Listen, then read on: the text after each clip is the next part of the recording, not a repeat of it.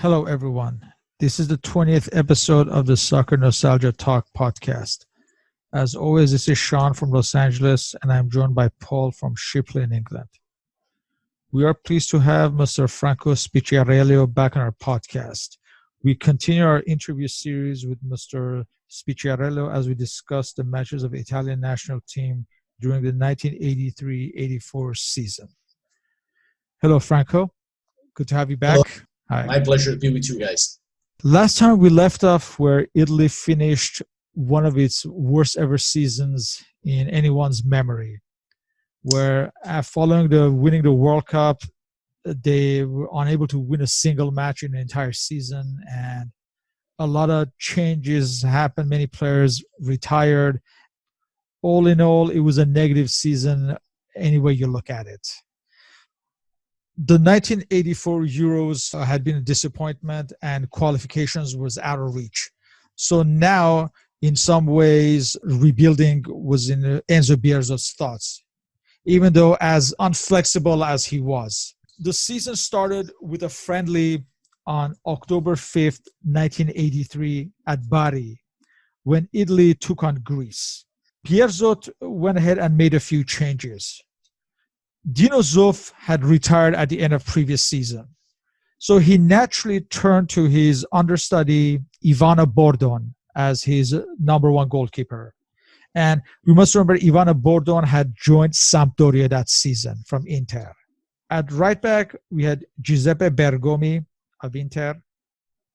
We had Antonio Cabrini, left back, Juventus, captaining the side for this match. And defense, we had Pietro Bierkov of Sampdoria, and Franco Barresi of AC Milan. And you realize that he had benched Gentile and Scirea for this match. And that was significant because, as we discussed last season, he would stick with his formation no matter what. But this was a statement of intent so early in the season that he was willing to make some changes. You know, here Enzo Bearzot, after the previous horrible season, really tries to make some initial changes. Yeah, Ivano Bordon, which was not really something new because he was between the post when Italy played in the Mundialito at the end of 1980 in Uruguay. And honestly, didn't show a great thing. It's always been a very good player, not a top one. And that's why, as you can see, already against Greece in the second half, Enzo Bearzot tries Giovanni Galli. Yes. He was already the third goalkeeper in the World Championship 82. Other interesting moves is finally it's the time for Pietro Bierkov playing as a stopper instead of Fulvio Collovati, who that year just moved to Inter. And then we have Franco Barresi playing as a libero, even if this is kind of a start of an issue because Enzo Bearzot have always liked Gaetano Scirea more. The leadership of Scirea was superior at the time. So he has been trying to manage to get both on the field with Franco Barresi in the midfield. So for the two didn't work well, and Barresi would have found a spot only after Scirea retired from the Azzurri. Another good news were the start for Giordano. Giordano was finally back in the Azzurri after being disqualified for more than 2 years for the betting scandal. The Totonero scandal, yes. Yes, and also the year before he was playing in Serie B with Lazio. He was the top scorer of Serie B. So he was back in Serie A and back with the Azzurri also because everybody was asking to get him back. For sure, he could have played with everybody. 2 years later, he would have played with Careca, with Maradona. He was playing great with Rossi until 1980.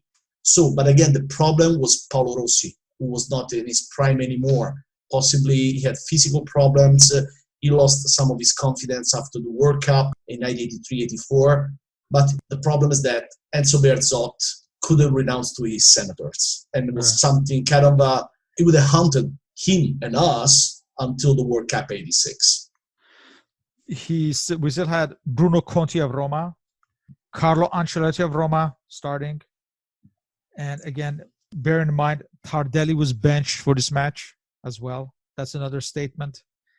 Paolo Rossi started, but he would be replaced by Alessandro Altobelli of Inter in the 76th minute. And Giuseppe Dossena started as the Regista of Torino. ahead of Giancarlo Antonioni, who was also benched for this match. So statements all around in some way. And finally, Bruno Giordano of Lazio that we discussed. And we forgot to mention, as number 4, Salvatore Bagni of Inter, who would later on would play next season with Maradona at Napoli. And Salvatore Bagni, he was a member of the Perugia squad that had gone undefeated despite finishing second, I believe, in 1979. Is that correct? No, it was 78. 78, 79. 78, 79. Because then, it was the after that Paolo Rossi left and moved to Vicenza. Yes. So he had made his appearance for Italy in the 1981 Mundialito. But it was his changing role along the years, because he started as a winger, that he kept playing in attacking mode, and then he moved back as a covering midfielder. So for this match, he was in the Oriali role, because now that Oriali was out of the national team.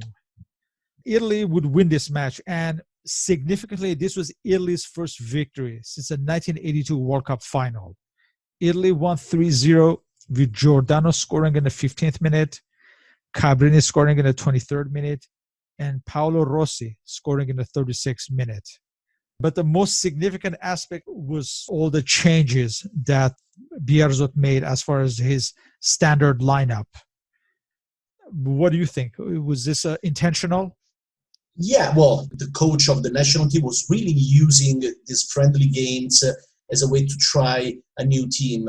It's not like today. They used to stick to the 11, to the regular 11, so he really needed these kind of games to get the new guys on board. Also, after horrible 12 months, Bearzot has never really liked the press, but he could feel the pressure of the press, so he had to make some changes.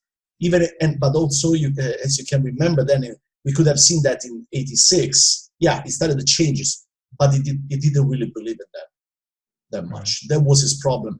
It's like that Bearzot never come out from 1982. We all love him, but he got stuck in '82. That remained his main problem for the following 4 years. Incidentally, I've been reading up in the 1980 Europeo in Italy, and many of the criticism about being inflexible were also leveled at him back then. So this was something that would go throughout his career, it seems like, as national team manager, where the press would always clamor for changes, but he would say, no, I trust on these players. Trust me, they'll come good. I'm sticking by them. And this was, I guess, until this point, it seems like, in 1983. But that seems to be his motive as far as being loyal to his core of players. Let's say something that we are typical of the Italian coaches. I've seen the same with Arrigo Sacchi in 1984 and with Marcello Lippi in 2006. The problem is that they insisted on the same people 4 years later. Think about Italy in 2006 and 2010. Always the same problem. They look for an external enemy. They try to consolidate the group. Yes, it may work once, also because they get them in their prime of their career, but then 4 years later, they get older, possibly with less motivations after you win a World Cup. And also consider Italy didn't really have a star on the field. When Italy won 1982, obviously Rossi, everybody remembers him, because he scored so much, the 3 goals against Brazil, whatever. But if you think about it, it was really 11, 13 players who played great. Everybody had a role. Bruno Conti had a few games, but also Claudio Gentili was terrible. I mean, good sense in defense, Maradona, Zico, nobody could go through him. So that's also important. It wasn't like the French national team, let's say in 2006 and in 1998, when there was like a star, like Zidane was able to drag the team with him, or Diego Armando Maradona. Italy was different. So once you get breaks in the group, then you see the results. So this Italian national team started to have problems and was basically over after the 2 games against Cyprus in the qualifying round. Now we are just seeing the end in 83-84. And honestly, Bearzot didn't use that time, those 2 years, to rebuild the team. He kept dragging basically the same players without giving to the new ones the chance to get on board, to really feel they were the new team. because they always felt the breadth of the Senators behind them, even if those Senators were not doing great, even in the Serie A championship. Yeah, you would have thought this period as well, without the World Cup qualifiers and with these European Championship games not being as crucial, that this would have been the ideal time to really start looking at the alternatives and rebuilding, because there aren't going to be competitive matches for a couple of years after this. Yeah, it's obviously a slow process with Bearzot. Yeah, Ancelotti, Bruno Giordano, Salvatore Bagni, all these players, and Franco Barresi, obviously. If you go to World Cup 86, you see that at the end, they were not in the first 11. Basically, the only one was Alessandro Altobelli, who was already part of the World Cup team in 1982, and he was scoring the final, so he was already part of the group. Well, things would get even worse for Italy, as next month on October 15th at Naples San Paolo Stadium, they took on Sweden. And remember, at the end of the previous season, they had lost 2-0 to Sweden. This would be even a worse result for Italy. Italy started with Ivan Bordone in goal, Giuseppe Bergomi, Antonio Cabrini captaining the side again from Juventus, Pietro Bierkov, Franco Barresi, Salvatore Bagni, Bruno Conti, Carlo Ancelotti, Paolo Rossi, Giuseppe Dossena, and Bruno Giordano. So Bearzot stuck with a starting formation that he used against Greece. But this did not have the desired effect, as Italy were taken apart by a Swedish side starring Glenn Stromberg, who would later join Atalanta the following season. It was at Benfica. Benfica that season. And he won the championship. Also, Robert Pritz was on the field and would have gone to Atalanta as well. Yes. Glenn Eason was the captain and libero. He went to play for Fiorentina. Yes. Yeah. Dan Cornelison. Future Como, yes. So it was, and Tommy Holmgren, it was a very good team. Thomas Ravelli as a goalkeeper. Yeah, let's go through that lineup. Thomas Ravelli starting in goal. Ingemar Erlandsson captaining the side from Malmo. Glenn Heisen. At this point, he was at PSV Eindhoven, and he would in time join Liverpool as well. Sven Dahlqvist of AIK, Stig Fredriksson of IFK Gothenburg, Robert Pritz, we mentioned, at this time he was at Rangers Glasgow, Glenn Stromberg at Benfica, Ulf Eriksson, he was in the Greece league at Aris Salonika, Thomas Sunesson of Malmo, Dan Corneliusson, we mentioned, he was at Stuttgart this season. In fact, he would win the Bundesliga that season with Stuttgart. He was replaced by Mats Yingblad in the 84th minute. Tommy Holmgren, we mentioned, from IFK Gothenburg, and he was replaced by Thomas Ravelli's brother, Andras Ravelli, in the 74th minute. This Swedish team narrowly lost out on qualification, but were a good side. So Stromberg scored 2 goals in the 20th and the 27th minute. And Sunesson scored the 3rd goal in the 71st minute. And it's worth mentioning that this was Italy's worst home defeat in 28 years. Last time they had lost, I think it was in 1955, where they had lost to Yugoslavia 0-4. They had not lost a loss of this magnitude in the longest time. And let me say that for some reason, Naples is always a bad stadium for Italy, because it's where we also lost the semi-final in 1990. It's kind of a haunted stadium, I consider it. So one of the worst defeats in both sense, in terms of result, in terms of score, and in terms of losing the semi-final at home. That's really bad, and everybody remembers that. In 87, when they qualified for the Euros, they played at Naples too, right? I may be wrong about this, but can't remember now. But it may have been anyway. But that's a whole different era, and this was Italy at its worst point, it seemed like. I mean, the losses in the previous season to Romania was kind of a close loss, but this was at home and such a comprehensive loss. And it just made things even worse. It was I remember there were a lot of polemics after this game, because basically many people asked for the sack of Enzo Bearzot. Several of both the old and new players were accused of not supporting the coach. There was also a huge issue. So let's say he had a hard time, and a hard time that kept going on for months I can tell you. Because just a month later, we had the game with Czechoslovakia in Prague, and Italy lost again 2-0. Yes, that match was on November 16th at Prague. Czechoslovakia, who still had maybe an outside chance of qualifying, they took on Italy and they won 2-0. Both goals were scored by Petr Rada in the 64th and the 77th minute on a penalty kick. And let me say, not one of the best Czechoslovakian teams on the field, except for a couple of players like Janečka, Šaluka, and Vízek. The other ones were really pretty low level. Yes, not household names by any stretch. Yep.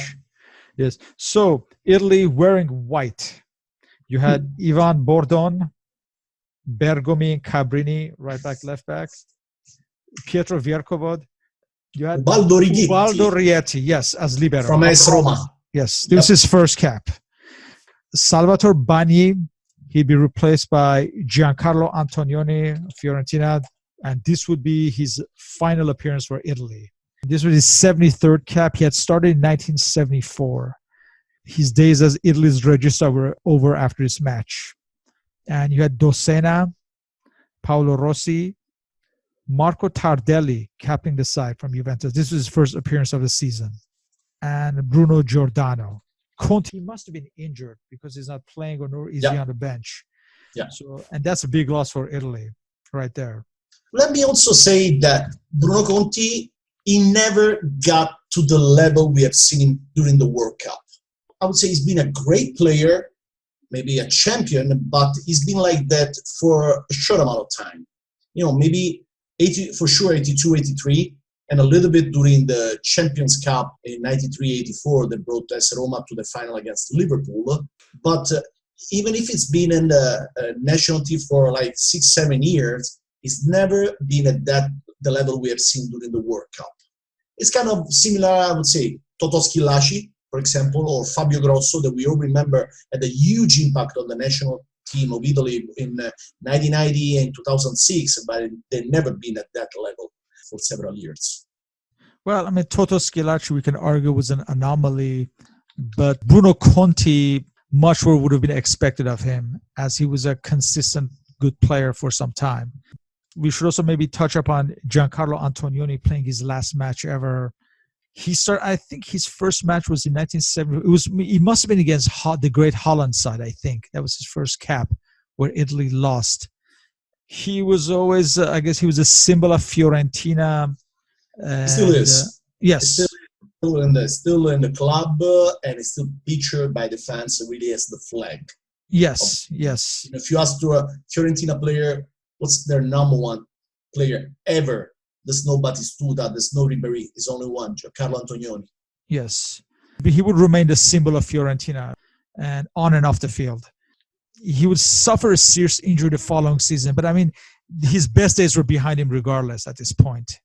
He had two very bad injuries in his career. In one, he completely broke his foot and his leg, and I still remember when his foot was like this, total break of the ankle.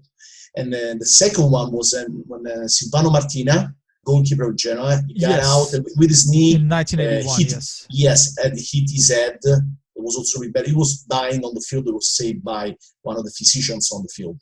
But, he kept playing for Fiorentina then for other 3 years, but he was now past his prime, and he moved in 87 to Lausanne in Switzerland. This is Italy's, I believe this is fourth loss in the qualifiers. They had lost to Czechoslovakia, to Romania, and twice to Sweden. Yeah. I can tell you that as a young teenager at the time, it's possibly worst time ever for being a fan of the Azzurri until I can imagine. We failed. Yeah.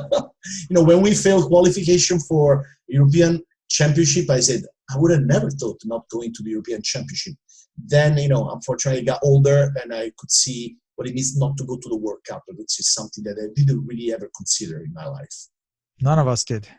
Surprisingly, Juventus around this time, they were having a very good season, but somehow that did not rub off on the national team.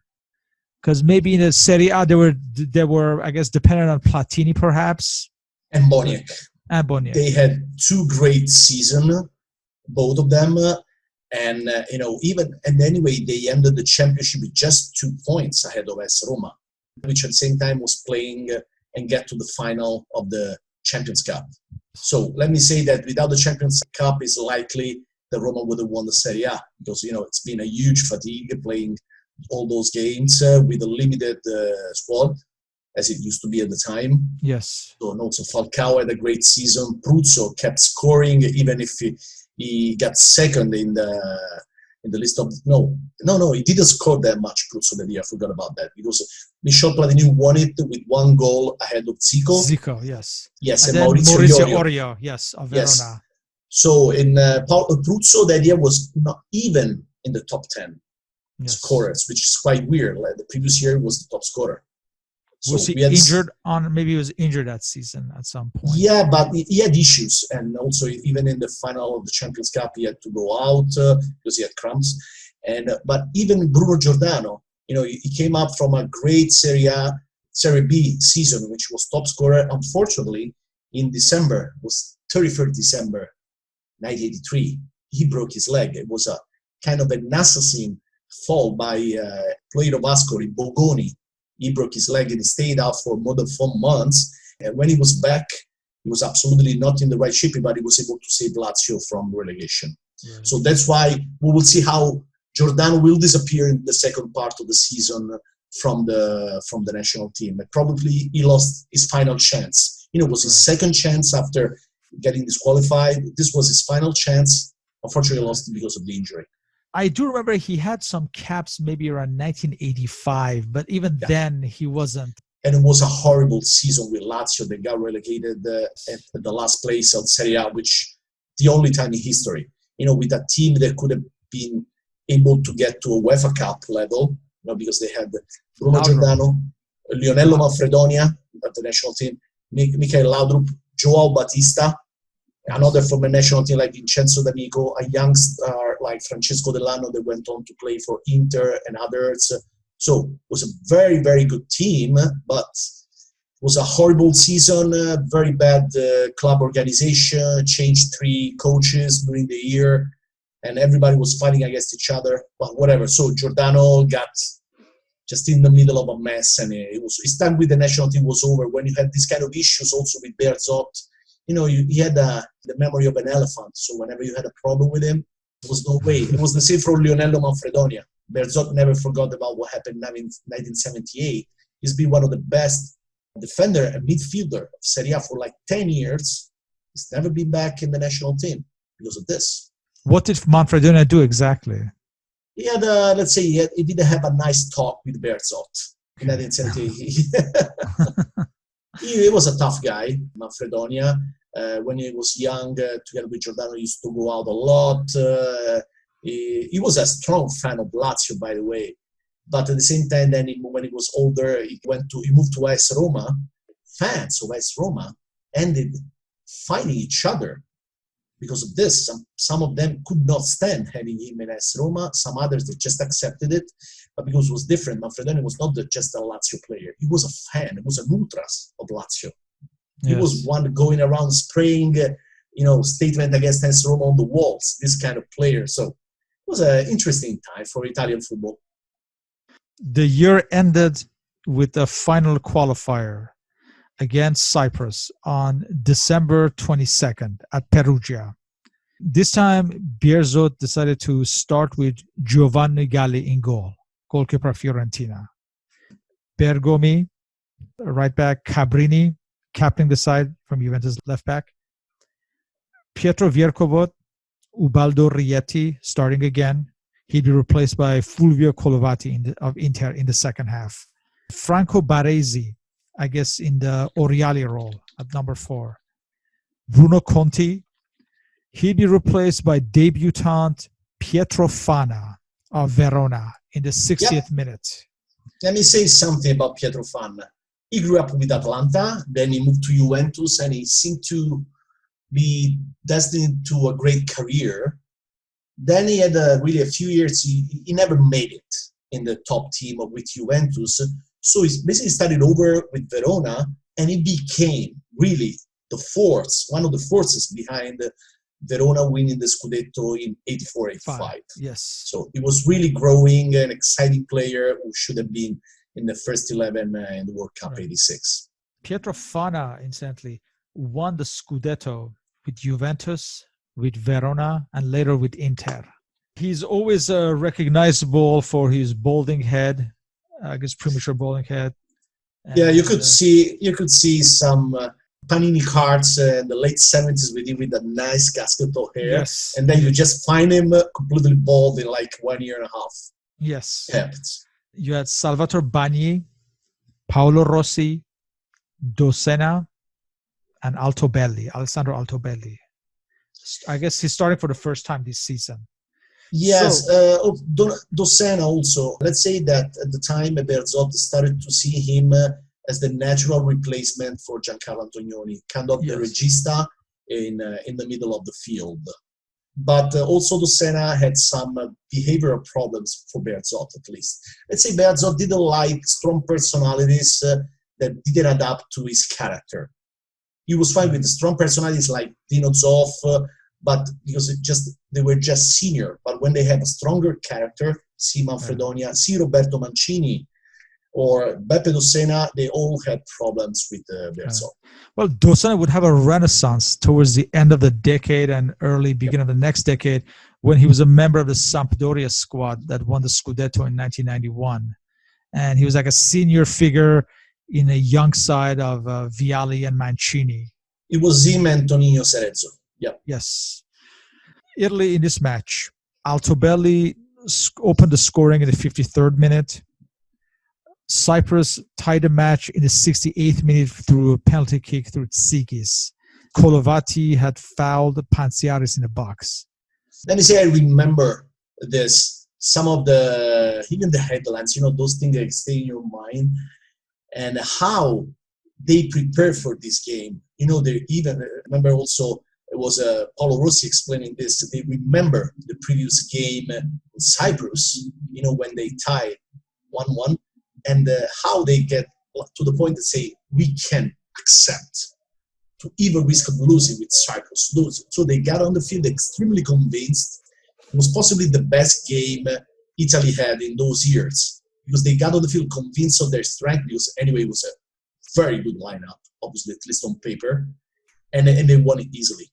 Let's say, even if Tsikis tied the game in the second half after the first score by Altobelli, but really they were convinced they pushed for the entire game. Even too much at first, because there was a little bit of confusion on the field, but they just wanted to win. It's been possibly the only time we have seen this for like 2 years. Cabrini would score in the 82nd minute, and Paolo Rossi would score a penalty kick in the 86th minute. After Altobelli was fouled in the box. And again, it's worth noting that Franco Barresi played as a midfielder. Again, didn't have a good time. He didn't want to play there. It's one of the equivocal roles that we have seen for several years with the Azzurri, where a coach just wants to put a player he likes on the field, but never in his role. The perfect example I always use is Beppe Signori, who has been the best scorer of Italy in the 90s with Lazio, and in 1994, and basically Arrigo Sacchi wanted to play him on the wing. But not even on the wing, covering the entire left side. It was not absolutely what he could do, and consider that he didn't play the final because he told Arrigo Sacchi, "Look, I can't do this." And still today he regrets having said no to Arrigo Sacchi. But again, one of the reasons we possibly lost that final, it was because he played with Roberto Baggio, who was injured, because we had Daniele Massaro, was like 34. It was really over, couldn't run anymore, while we had like Casiraghi and Signori on the bench. It was absolutely ridiculous. Again, because these coaches that always recognize and provide gratitude to the players. Even in 2012, when we played the final of the European Championship, it was Prandelli saying, I owed it to the players brought us to the final. Thiago Silva, Chiellini were all injured. Always the same thing. I don't get it. honestly. Yeah. We lost too much stuff because of this recognition towards players. Saki didn't forget either, and he did not select Signori for the 1996 Euros, even though he was capocannoniere. 3 years out of 4. He was scoring everything from everywhere. Fortunately for Italy, the year was over, and maybe they could look forward to better times. One would hope. Then we just start with a huge round of friendly games. Yeah, it was not fun at all. Yes, we should mention that Italy were the defending World Cup champions, and therefore they did not have to qualify for the 1986 World Cup. So for 2 years, they were restricted to friendly matches. The first of these matches was on February 4th, 1984 at Roma against Mexico, the 1986 hosts. I was there. Oh, you were there? Oh. Yes. Italy lined up with Ivano Bordon starting. Giovanni Galli would replace him in the second half. Bergomi, Cabrini, Bierkov, and Scirea captaining the side. Bierkov would be replaced by Marco Tardello in the 62nd minute, and Scirea would be replaced by Colovatti in the 52nd minute. Yeah, because basically he moved Colovatti to stopper, Tardelli to midfield, and Barresi back to libero. So he started to play, started to alternate Barresi and Scirea. And Barresi started as number 4 as the defensive midfielder role. Yeah. Conti, Bagni, Paolo Rossi, he'll be replaced in the second half by Pietro Fana, Beppe Docena. He'd be replaced by debutant Sergio Battistini of AC Milan in the second half, and Alessandro Altobelli up front. Salvatore Bagni would score in the first minute. Paolo Rossi would score a hat-trick in the 12th, 37th, and 44th minute. And Bruno Conti would score the 5th goal in the 50th minute. As far as Italian debutant Sergio Battistini, this would be his first cap. All his caps would be in this year of 1984. Yeah, Battistini was a very good midfielder. I remember he started with AC Milan when they were in Serie B in 1980. So I saw him playing in that year because Lazio too was my team, was also playing in Serie B. Then he stayed for 4 years until 85, if I remember well, with AC Milan. And then, so he spent 2 years in Serie B because Milan got relegated another time. And then he moved to Fiorentina and later to Inter for other 4 years where he had a great time. Yes, he was very good with Inter with Trapattoni as manager from 90 to 94. And then I guess he went to Brescia. I don't remember after that, maybe, Yeah, he ended with Brescia and then he has spent a year, I believe, at Spezia. So because he's from Massa, which is a small town in Tuscany on the border with Region Liguria where there is Spezia, they're like 50 kilometers far away. So, but let's say he had a longer spell with the under 21 of Azeglio Vicini in between 98 and 94, and it was one of the first ones coming out from that team and moving to the top team of Azzurri. Others will follow, and that under 21 managed by Azeglio Vicini will become the basically 1990 team. Yeah, before him there was Cesare Maldini managing it. Also worth mentioning that we talked about how Giancarlo Antonioni played his last ever match with Italy in the Czechoslovakia match. This was his last ever call-up. He stayed on the bench. This was the last call-up of any sort with the national team. Mexico was not that good that year, except for maybe Negrete, and not even Hugo Sanchez was part of that team that day. But it's interesting that on the bench there was Bora Milutinovic, so who later became also a coach in Italy with Udinese, stayed on the bench with the US in 1994. Yeah, and many other nations. Yes, exactly. I was about to say. The next friendly was on March 3rd at Istanbul when Italy took on Turkey. On that day, Italy again started with Ivano Bordon in goal, replaced by Giovanni Galli in the second half. So around this time, you'll see that Bierzo doesn't particularly have confidence on a number 1, so he's alternating the goalkeepers for the last few matches. You have Bergomi Cabrini. Cabrini was again captaining the side. Pietro Bierkov, Barresi finally as a libero. No, Who was it? he played in midfield with Baldo Righetti as a libero.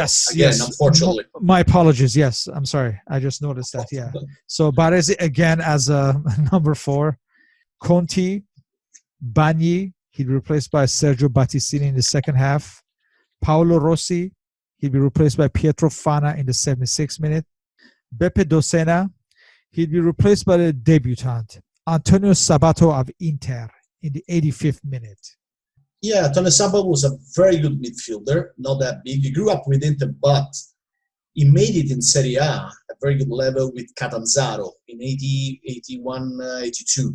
So then he moved back to Inter, where he spent a few years and also had a great time with Torino and Ascoli later. But he never, he was not honestly a top player for the national team.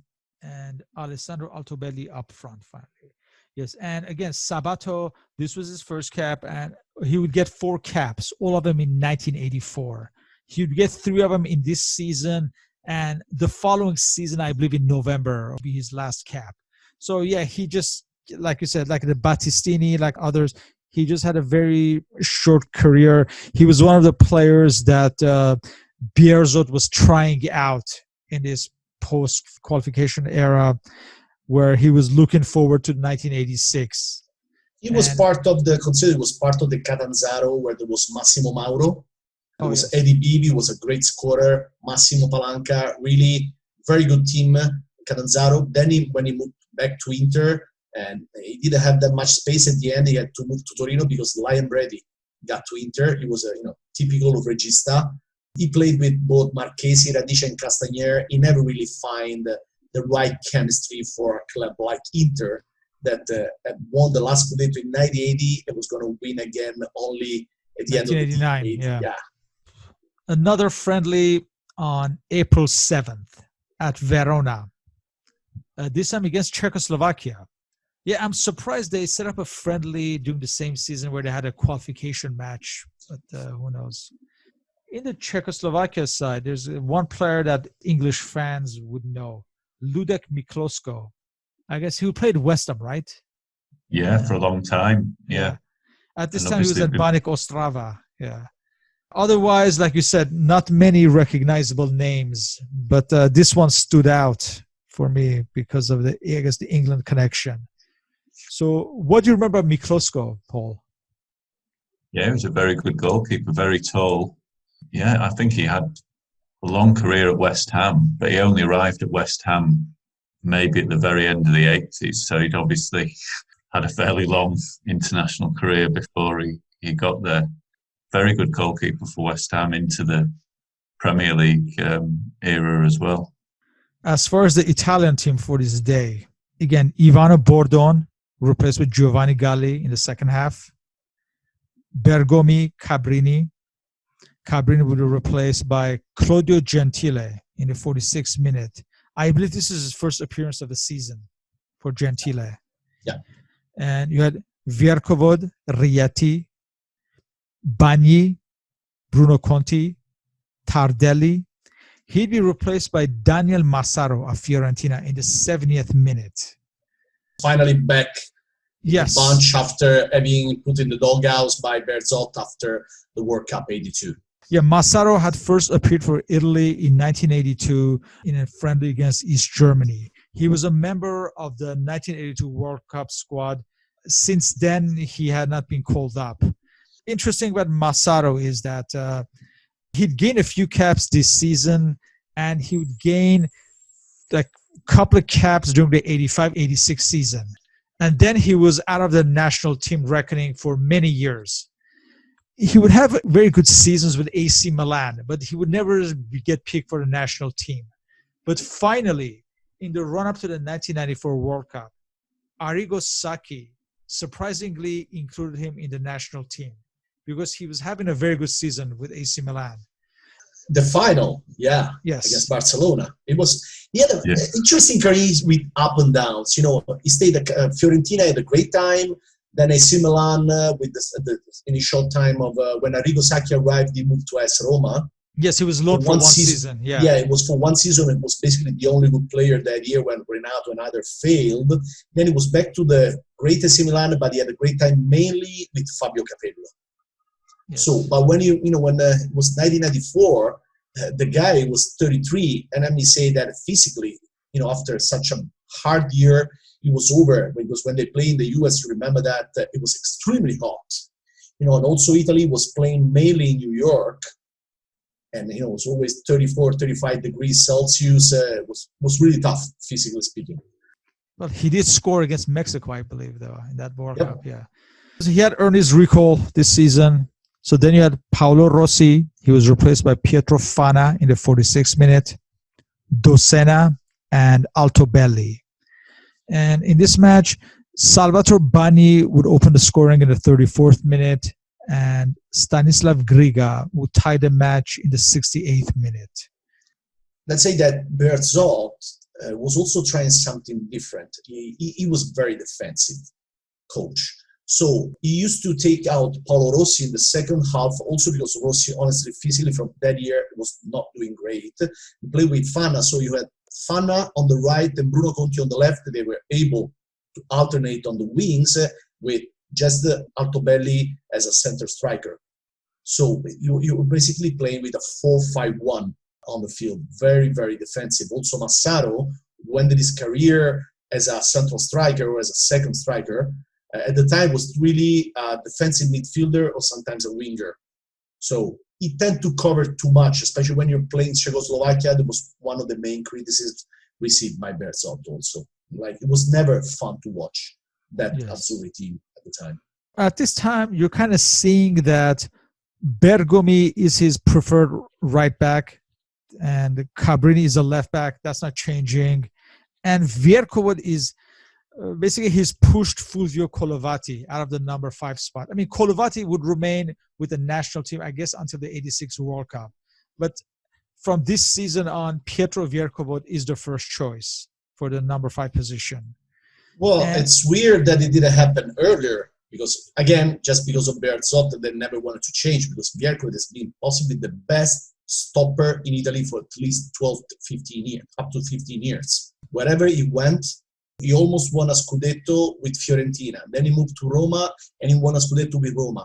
He was fundamental for Sampdoria winning the Scudetto. And even the Champions Cup was already Champions League. In 1996, so Juventus, he was 36, I believe. He was there. I remember always that Marco van Basten, he said, obviously, he's been one of the best ever strikers. And he said the only player with whom he had problems because he was very bad on the field was Pietro Bierkov. Well, he never played against Gentile, so. Yeah, but different guy because Gentile was tough. Yes. And let's say he was a very different player. Also, Bierkov was able to play Zona. Gentile was possibly the last example of the old defenders, of the tough Italian defenders of the set. Yeah, the 70s. If you remember in 1982, you could really remember man marking Maradona and Zico when he took away the shirt from Zico. There was a style, but it was also very correct. Bierkov was different because he was extremely fast, possibly the fastest player ever we have seen in Serie A, and he was always ahead of the striker. So he was always anticipating. He didn't need to be that tough. That was his difference. Nearing the end of the season, on May 22nd, to celebrate FIFA's 80th anniversary in Zurich, Switzerland, they decided to have the replay of the 1982 World Cup final between West Germany and Italy for this match. And at this point, the Germans were preparing for the 1984 Euros. And for Italy, this was just another, I guess, high-profile friendly.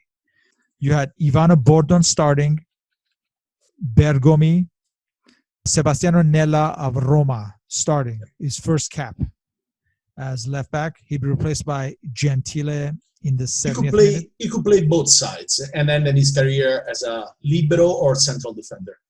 Bierkov, Scirea starting. So Barresi again as a midfielder role, Franco Barresi.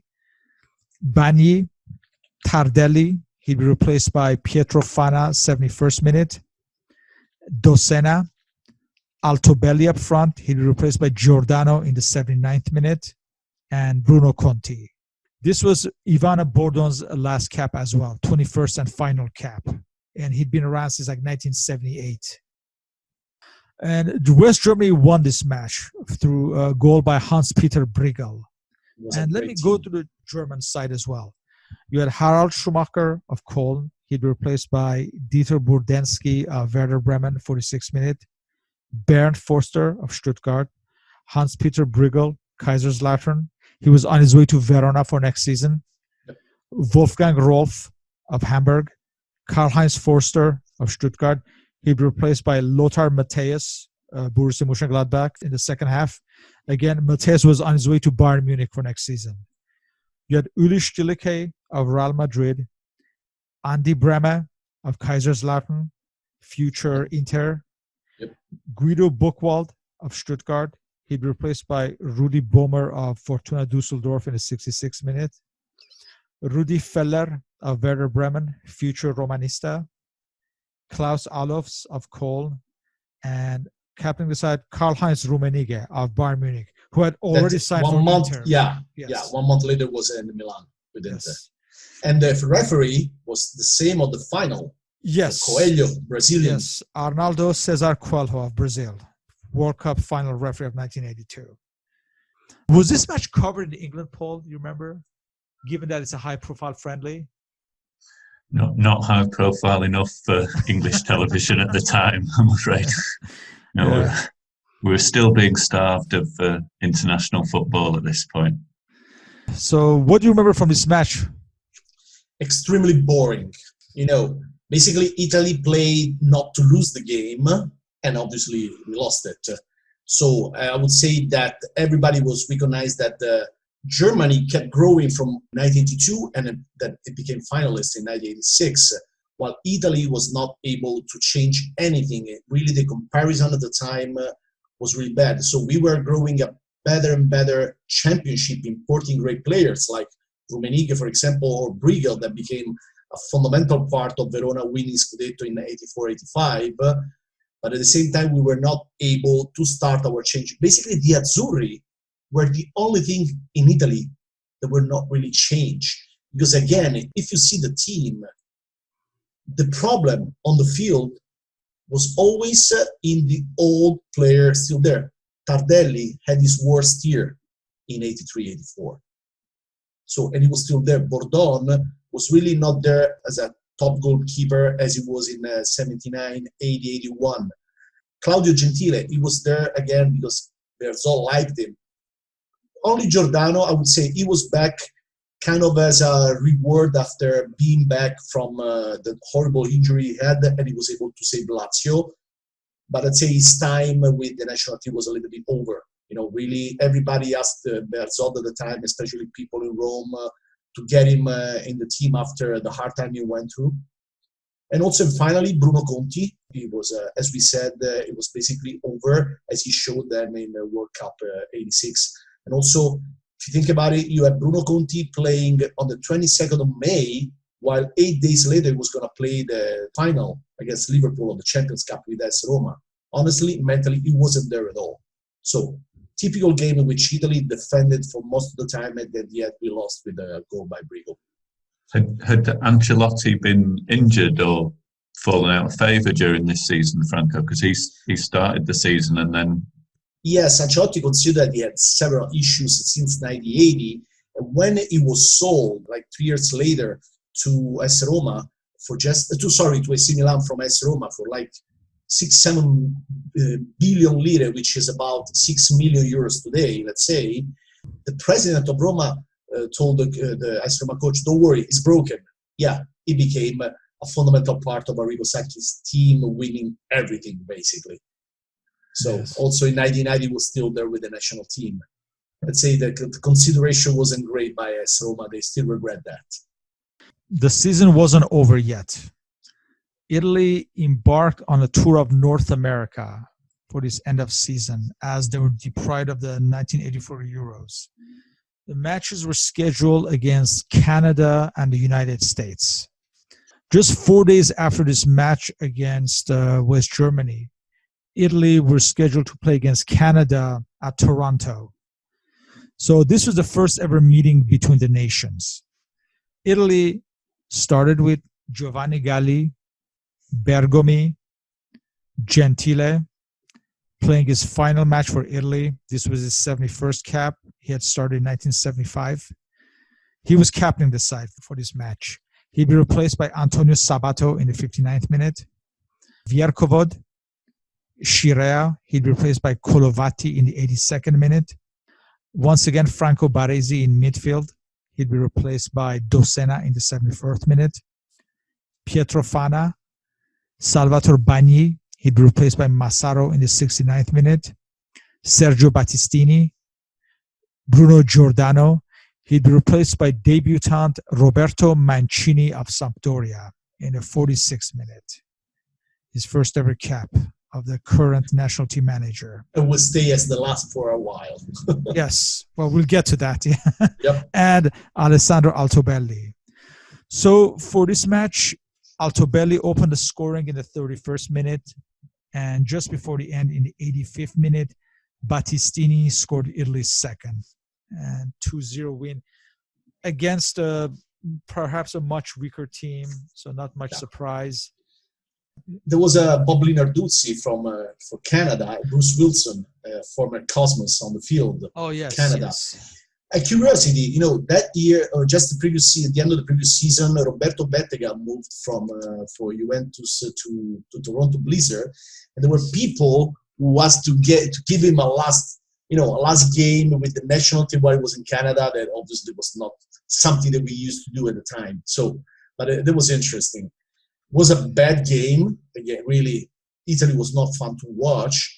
And also Giordano did have a great game in the front, as also Altobelli. But the difference with Altobelli that for a few years he was always there. He was always scoring.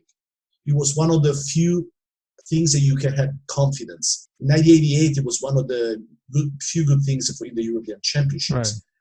So there was also Roberto Machini was possibly the most interesting news of that tour, the US, because basically they were in New York. He was 19, if I remember well. And he went out with Tardelli at the Studio 54 in New York. So they came back about 6 a.m. in the morning. Obviously, Tardelli was a world champion. He made it.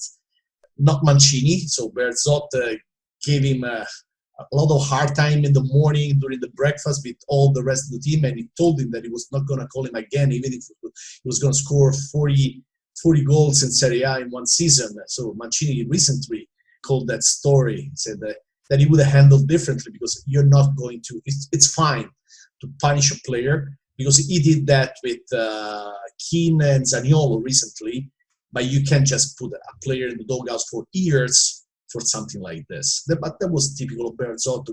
Like many other players, he was possibly the last coach of a past generation. So he was a great man, the Vecchio, the old man, but sometimes he was exaggerating. He worked well in 1982. It never worked well after that. Very unforgiving, to say the least. Getting back to the match against the United States, this was on May 30th at Giant Stadium at East Rutherford, New Jersey. For this match, you had Giovanni Galli starting, Bergomi. He'd be replaced by Fulvio Colovatti, 73rd minute, Pietro Bierkov, Barresi. I guess for this match he was in defense at a number 5. You got Scirea. But wasn't okay? Oh, I'm sorry. Okay, so Bergomi, Bierkov. Okay, so Barresi again. He'd be replaced by Dossena in the 59th minute. You have Scirea. No, but I'm thinking maybe Barresi is playing as a number 5, perhaps. No, because you have Bierkov as well. So it's kind of again, it was continuously an equivocal. Consider that later, even Battistini played as libero. Yes. Oh, yes. So sometimes. Yeah, because then who's playing left back for this match? He was trying basically everybody. Also Battistini on the left. He could play everywhere.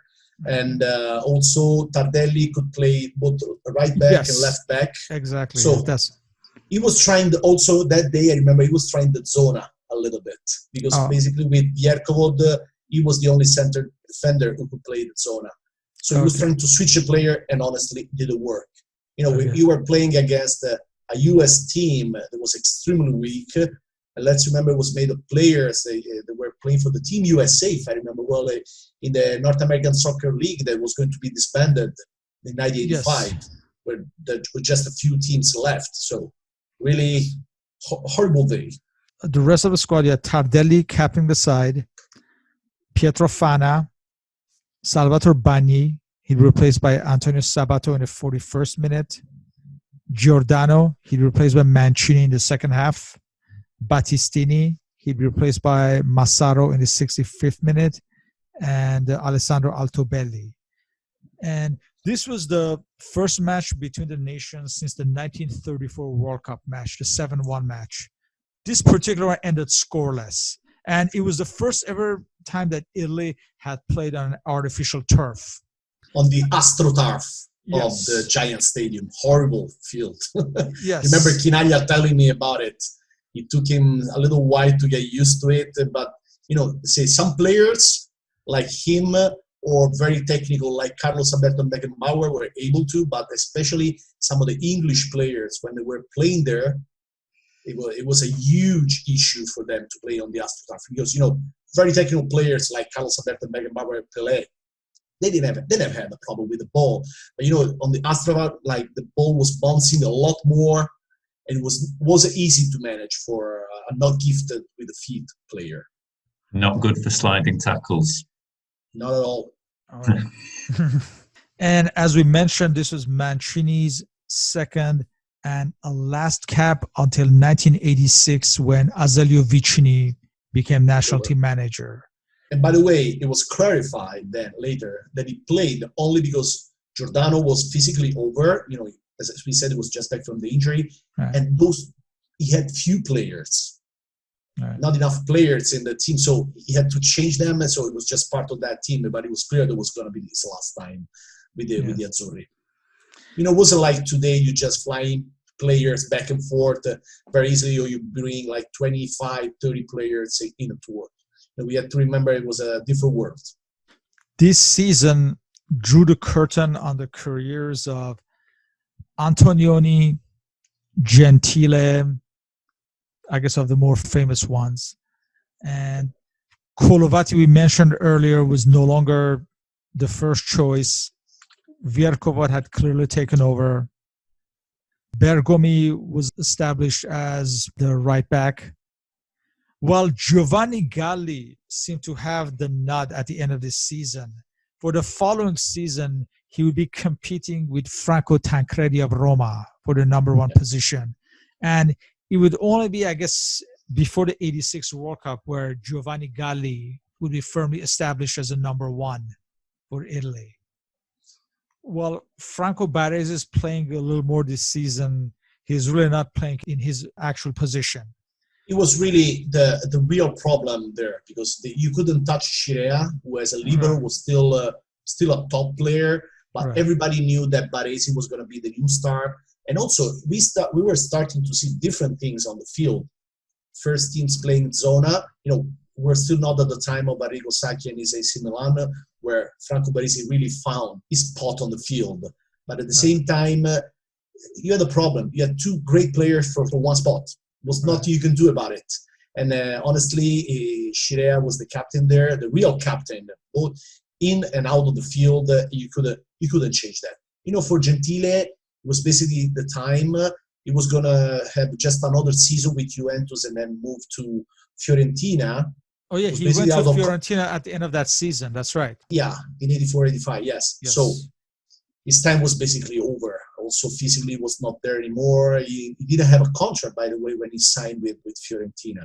So an entire generation was over. Only Berzot didn't accept that.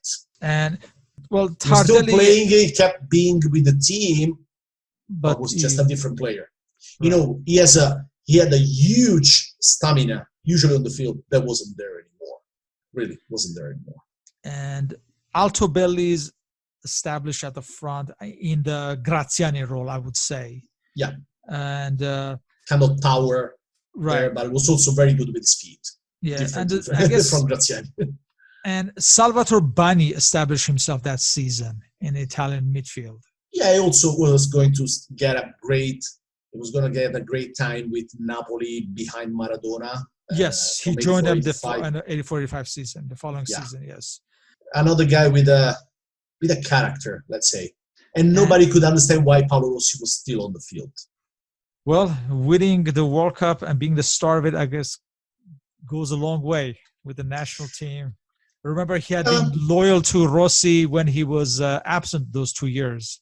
So he believed in Paolo Rossi, or as he was nicknamed, Pablito in Italy. But that's why just another year in the 85, Juventus got rid of Paolo Rossi. He moved to AC Milan. But it was, yes, Marco Tardelli to Inter. All those players, Trapattoni knew that generation was over. And in fact, he also left then Juventus.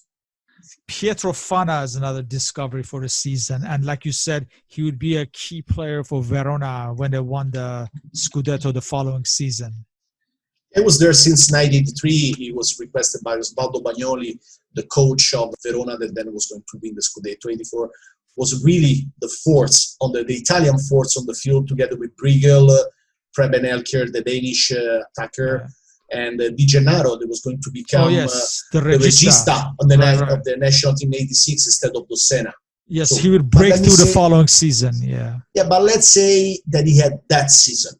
He was not a top player for an international stage. He was a very good player, but not like Dossena, for example.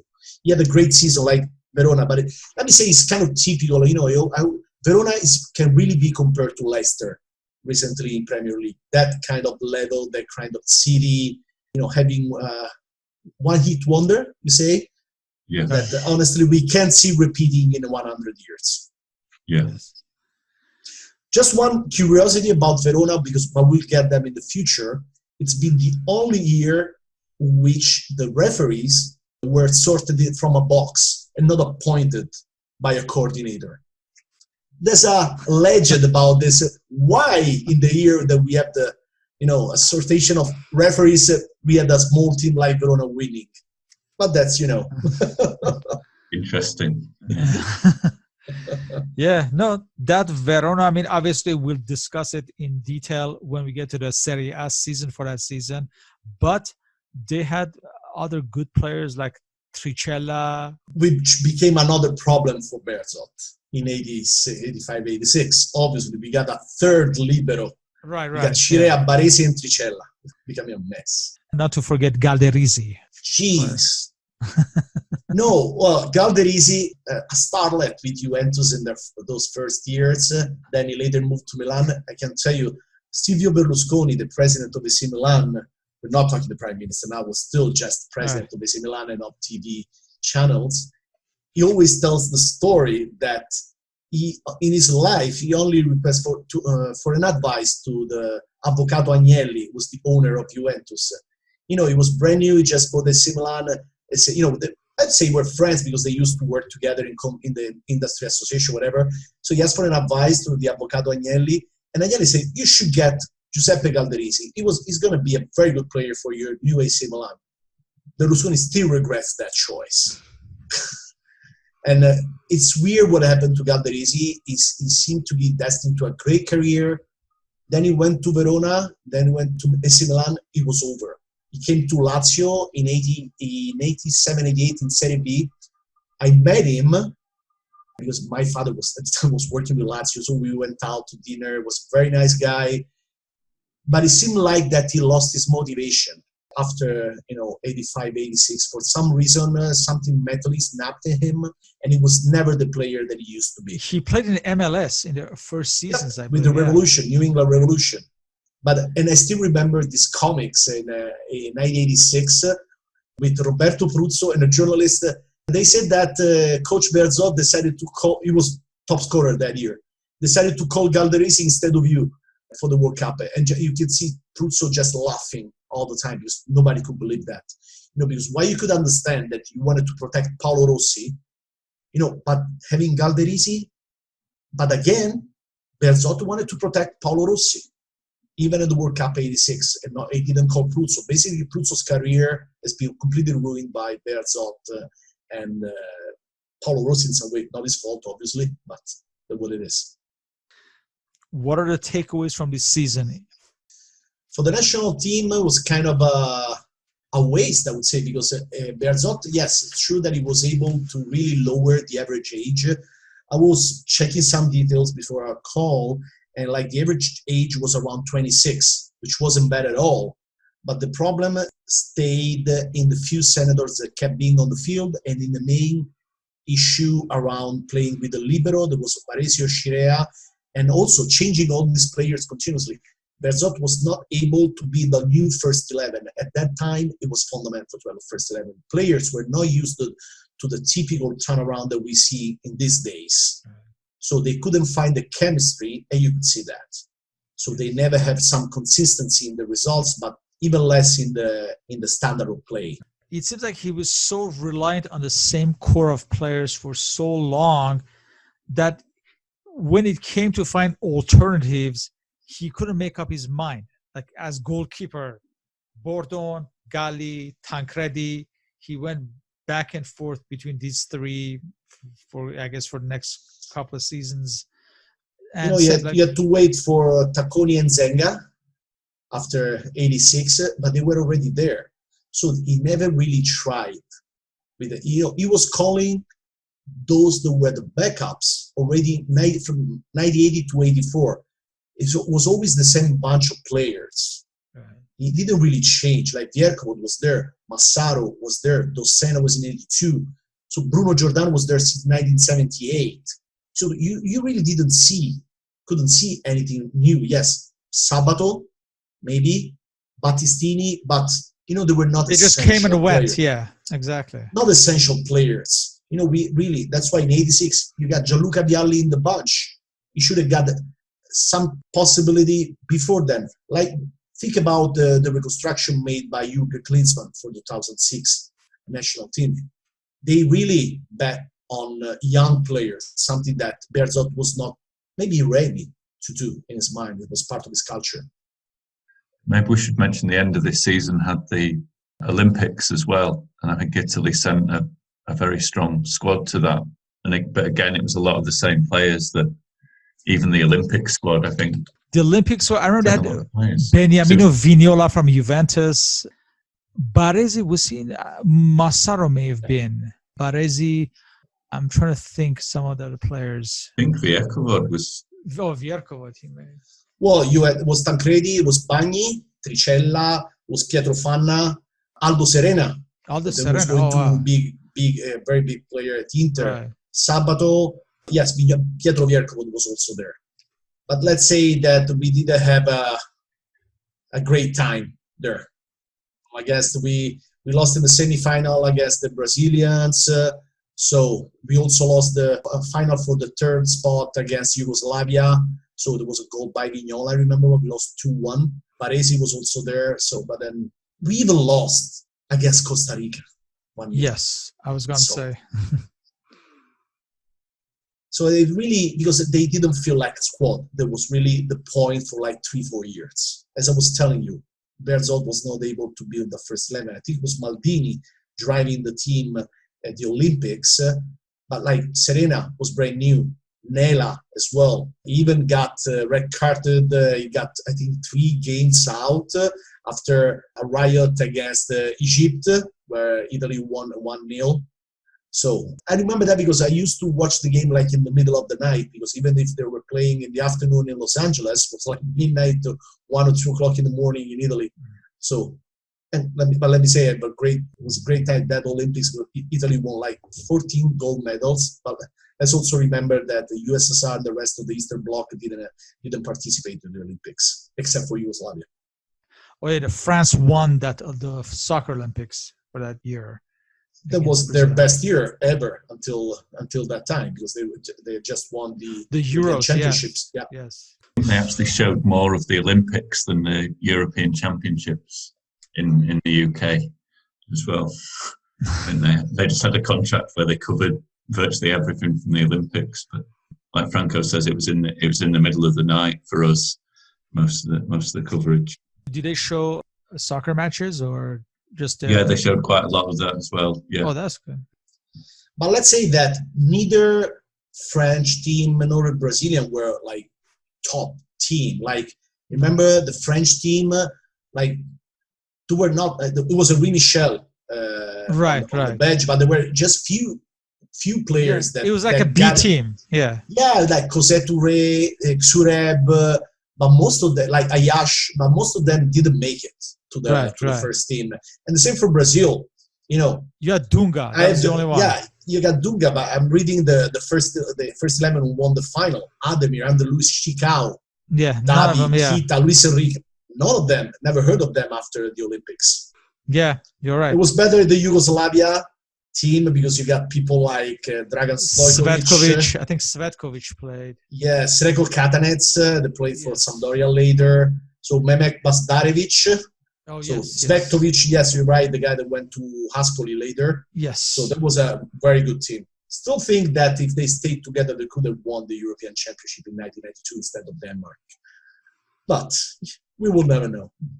Yeah, who knows? Going back to the Italian national team, at this point in Italy, how did observers think about the future of the national team after this tour of North America? The criticisms were huge against Bertolt, but let me say that I remember reading the newspapers in the summertime. Let me say that 90% of the focus was moving totally on Serie A because of the great players that were coming. Oh, yeah. Socrates, Socrates, Rummenigge, Prigel, Elker. Oh my God, yeah, a lot of players. Consider that in the summer of '83 was a huge thing about Zico and Cerezo, because basically for some reason the federation didn't accept that the clubs were spending so much money in a kind of a socialist move. The federation shut down the transfer market and they canceled the transfers of Cerezo and Zico. But there was a revolt. Like thousands of people went on the streets in Udine and they say, you give us Zico or we want to move back to Austria, because at the time the region was part of the Austrian Empire until 1848. So, and at the end, the federation had to give up and allow Zico to Udinese and Cerezo to AS Roma. It was a huge thing for days on the newspapers, and honestly, everybody forgot about the national team. Also, because I had to tell you that there was never that much attention for the friendly game here, because we always knew that the Italian national team was really bad during the friendlies and very good during the tournaments. So it was kind of a low-level attention. And if you see that, some of those friendly games happen on a Wednesday at the time. You got a game on Saturday and another one on Tuesday and Wednesday. Especially the one during the week didn't get that much attention, honestly. And consider that those games played abroad, especially in the US, it was a huge issue for the newspapers to get the news on time. So at the end of there was not that much space on the media. The level of attention, considering on the losses and the bad environment, the lack of credibility towards World Cup '86 was extremely low for Bertolt and also for the players. Everybody was just focusing on the new stars coming to Serie A. I guess we kind of discussed this last time. What players do you think should have been a national team but were overlooked by Bertolt? Number one, absolutely, Leonello Manfredonia of Lazio. He had a great season, 83-84, but also the year before. That's absolutely one. Aldo Serena, who was at Torino. He had also, and in fact, he was called for the Olympics. Maybe a few young starlets that, Bertolt was not paying attention to these people. Like, even like a young Roberto Baggio, at 19 years old, today he would make it to the national team. At that time, he was playing for Vicenza. He was doing great in Serie B. Obviously, there was no space for him. Another guy was Maurizio Iorio, was fundamental for AS Roma in '83 to win the Scudetto, and then he moved to Verona. Never called him. Pietro Paolo Virdis was also, he started in the late 70s with Cagliari, Juventus, and then he became great again when he was 30 with AC Milan, with Arrigo Sacchi. Never called him in. Kept calling Paolo Rossi all the time. We all love Paolo Rossi, but he was over in '83. So these are some of the, Another, if you want to talk about others, like Massimo Briaschi of Genoa, just to talk about the smaller teams, great attacking player, then moved to Juventus, in fact, in 1984. Yeah, in the summer of 1984. And maybe he couldn't see Verona coming. I understand that. Tricella, De Gennaro, and others, just Pietro Fanna, but because Pietro Fanna, he has been with Juventus. At the time, they kept calling Juventus players, Inter players. Not AC Milan, because they just had the 2 years in Serie B, but that was typical of the Azzurri of the time. It was a different world. Young players were rarely given an opportunity around this. They had to be firmly established players, a few seasons under their belt. But that was like almost every nation, if you think about it. Even, I'm assuming, England. Nowadays, you see like an 18, 19-year-old breaking out, like the next week he's in a national team. But it wasn't like that back then. You had to have a few seasons of first-team football before they ever gave you such an opportunity. So maybe that's why some players were overlooked. But even worse, think about why nobody understands why he kept trying Ivano Bordon for a while. He knew he was not going to get the time until World Cup '86. You want Giovanni Galli, try him. You want Tancredi, try him. But for example, you had already Stefano Tacconi, who just moved to Juventus in '83. He had 3 great seasons. Otherwise, he would have moved to Juventus with Avellino. He was not in the mood to try the young players. That was the real problem for Bearzot. It's always been since 1978. Yeah. But let me tell you something. Bearzot started in after 74 with Fulvio Bernardini. They joined together, and then Bearzot stayed as a national coach. It was Fulvio Bernardini who was who renewed completely the national team, abandoning all the great senators of the 70s except for Giacinto Facchetti, who was going to be even part of the 1978 team if he didn't get injured. So Bearzot never had this culture of getting all these new kids on the block. Maybe the only real new thing that he tried was Antonio Cabrini instead of Aldo Maldera in 1978. But all the other ones, they were already quite established players. They've been there for a while. And in fact, we could see the issue in '84. Even Rossi was a masterstroke in '78. Yeah, but he had already had a great time with Perugia, with Vicenza. He was going to be bought by Juventus. So he's been there for years and years. So he never really tried something new. And he tried to mix something, that when you have a mix of senators and a few young players, it never works. You really need a new generation. He was not able to build it.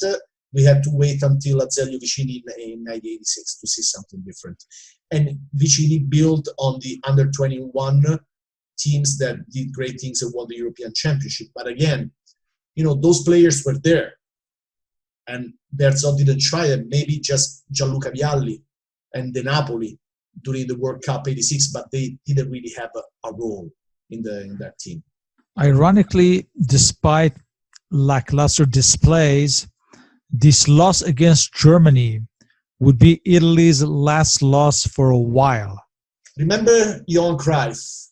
It's football is a game you play 11 versus 11, and then at the end the Germans win unless they play against Italy.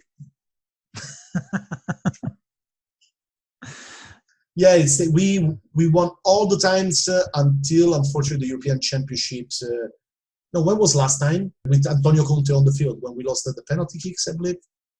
2016. Yeah. So we always won against them. Overall, on balance, do you think this season was better than a previous season? Not at all. Not at all. We just, there was a lot of consistency, not just in the results, but also what we could see on the field. It was basically the standard of the playing on the field was just bad. Very defensive games and nothing new. No new blood wasn't there, so you couldn't have new blood in the playing style. But I guess they were getting more difficult to beat, though, for that coming year. Yes, because the only good thing is that the new players didn't want to lose, so they put a little bit more stamina instead of the senators. But again, the difference was also for sure in the motivation of some of the new players. When Italy was back from World Cup, They just felt that they were the world champions. But also, let's say, the approach of the other teams changed, because after they had seen Italy losing so many games in that way, there was not like the approach of now we're playing against the world championship, we just want to kill them. Like Switzerland playing the first game against Italy in 1982.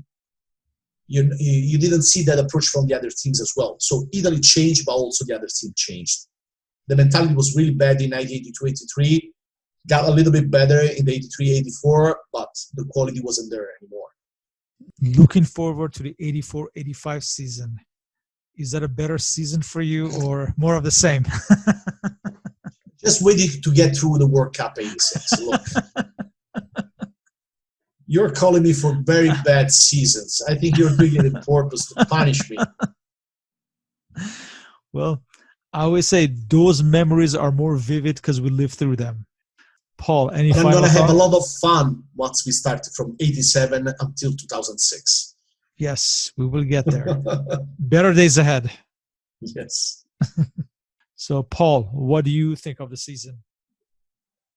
Yeah, I mean, just on the results, I think it's slightly better, like we said, but it must be very difficult this long period when there aren't any competitive games. The 1986 is still 2 years away. In a way, without those qualifiers, it means that there's 2 years of meaningless games, really, or trying to find a team. It's probably not the best way to try and build a new team, because you can't test them in competitive football.